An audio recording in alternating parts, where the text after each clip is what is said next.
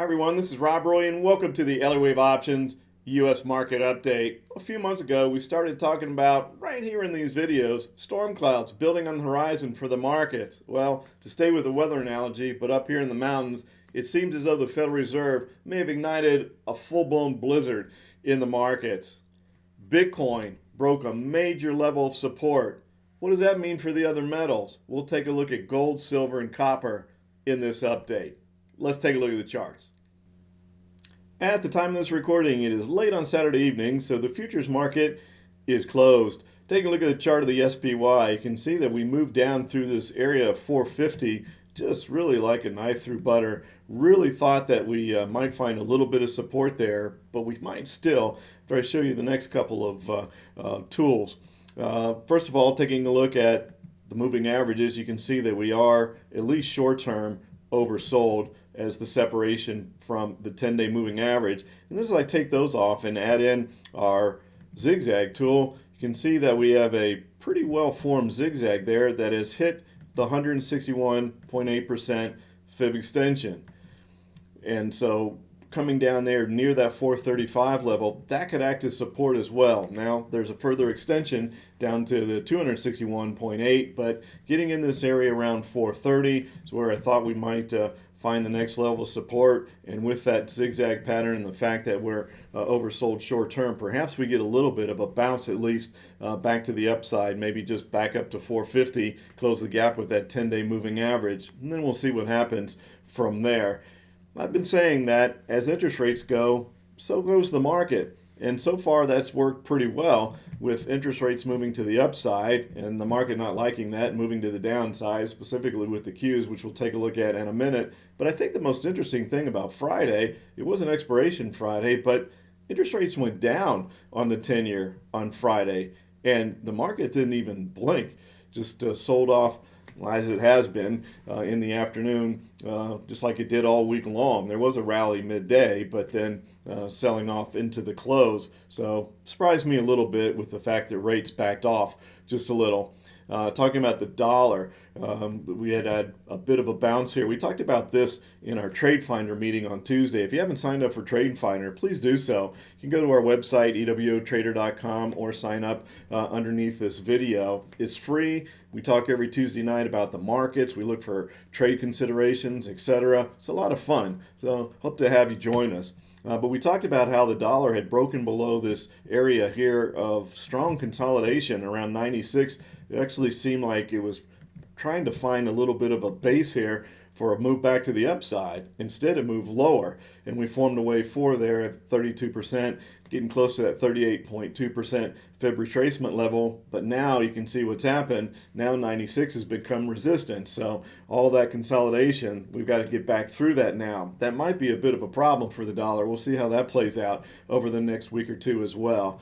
I mentioned that interest rates were rough for the Qs, and there we go. We had talked a couple of recordings back that if we didn't hold 380, 350 was likely the next move, and look where we are. So we're right down here at 350 on the Qs, so there's another sign of possibly needing to at least have some sort of an oversold bounce in the markets. If we put the 10-day moving average on here, you can see not quite as oversold as we are on the SPY, but still a little bit. We break below 350, then we have a significant move lower in the Qs, and we could be looking at something all the way down around 320 would be, in my mind, the next level of support with this area here of consolidation that occurred back in May.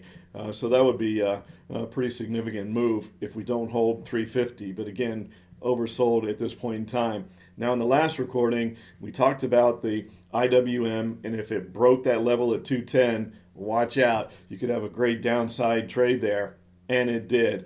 Now you can see we've fulfilled this wave 5 impulse pattern, just hitting that tap box target dead on the nose.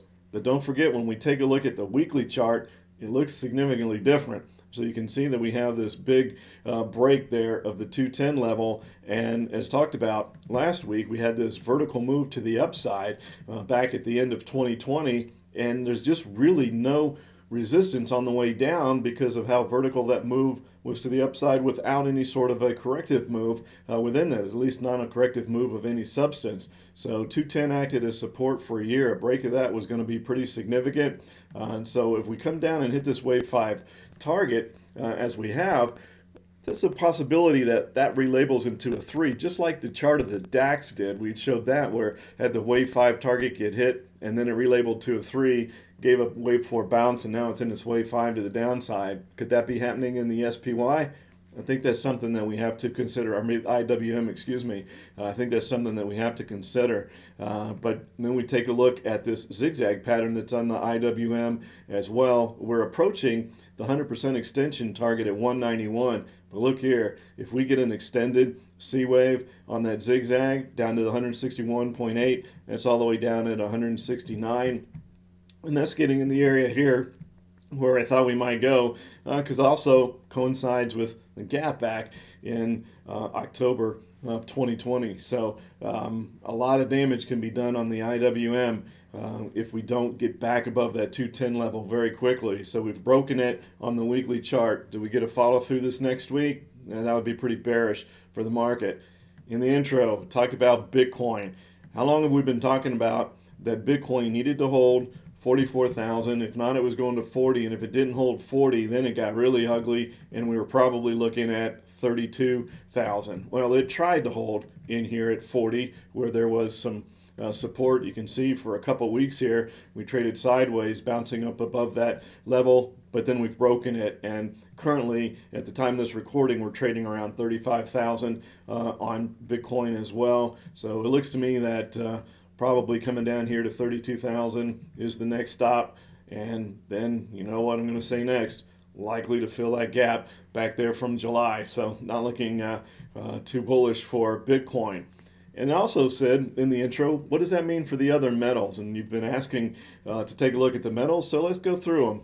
And we'll start off with gold. And I talked about in previous recordings, felt like with gold moving to the upside here since the beginning of December that we'd likely come up and test this area at 174. And we're not too far away from that now. And we're above the 10-day moving average, backed off a little bit on Friday, but still above the 10-day moving average. So I think the likelihood is that we go test that 174, and then we'll see what happens from there. Looking at silver, you take a look at this chart of silver, you can see that broke right through that 22.5 level, nothing.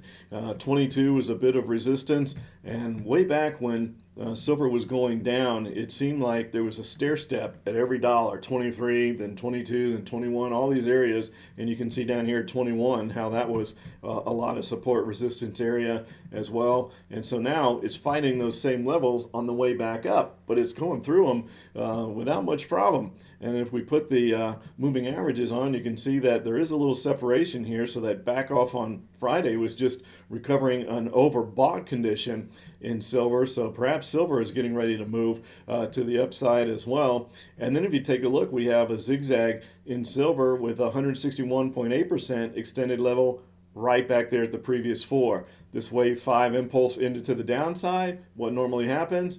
A retracement back to the previous 4, especially if you have a wave 5 that doesn't extend more than 100%. So that all makes sense. Completing the zigzag, completing the Elliott wave 5 wave impulse rules, going back to the previous 4. So looks like silver, although maybe it needs a little bit of a rest, is going to head higher from here as well. And we were asked to take a look at copper. Copper is a good one to look at because a lot of people look at copper. It's had the name over the years from some of the old guard as Dr. Copper because it would give a pretty good indication of economic strength or lack thereof. So if you're bullish on the market, here's one thing that you can kind of hang your hat on, if you will, is the fact that it does look like copper is trying to break out of this long consolidation that it's had here around the 440 level, bouncing it up to 450 a couple times, and then it broke that on the 12th, as you can see, and now we're back down testing that level. So if we can hold 450, then perhaps copper starts to go back to the upside. So, well, big concern with this inflationary scenario is stagflation. If we lose economic growth and we have inflation, That's kind of the worst of both worlds. It's fun if you're an options trader, but not so good for the rest of the investing public. But if we do have economic growth, that can help stave off inflation, and there will be places to go that can still perform well in the market. So that's going to be a big key. Is copper still a good indicator? What do you think? Leave me a comment. Do you think copper has any indication anymore as far as an economic indicator? Leave a comment underneath the video. Be interested to see what you think, or about any of the metals. Just pick a favorite metal if you'd like, or Bitcoin, whatever, and leave us a comment. Now, the VIX. This is one thing I think is actually a little bit bearish. Yeah, the VIX has been spiking up, but it's not at a level that you would consider panic yet. We've moved to the upside, and we look at the 10-day moving average, and yeah, there's some separation here, especially as the market rolled over on Friday and the VIX moved much higher. But it's just not that level of a panic spike to the point where you would think the selling is finished. So perhaps we get a little bit of a bounce early in the week in the markets. Maybe the VIX comes down a little bit. Just doesn't feel like the selling is done until we see that panic spike in the VIX. Anyway, hope you're having a great weekend. Look forward to talking again soon. Take care, everybody. If you like these recordings, I'd like to invite you to join our new TradeFinder Live, where each and every week we do a live webinar where we talk about the market, but we also go a little more in depth into the technical analysis system that we utilize to forecast where the market's likely going to go, and also to identify trading opportunities. Get your free subscription today. Take care, everybody.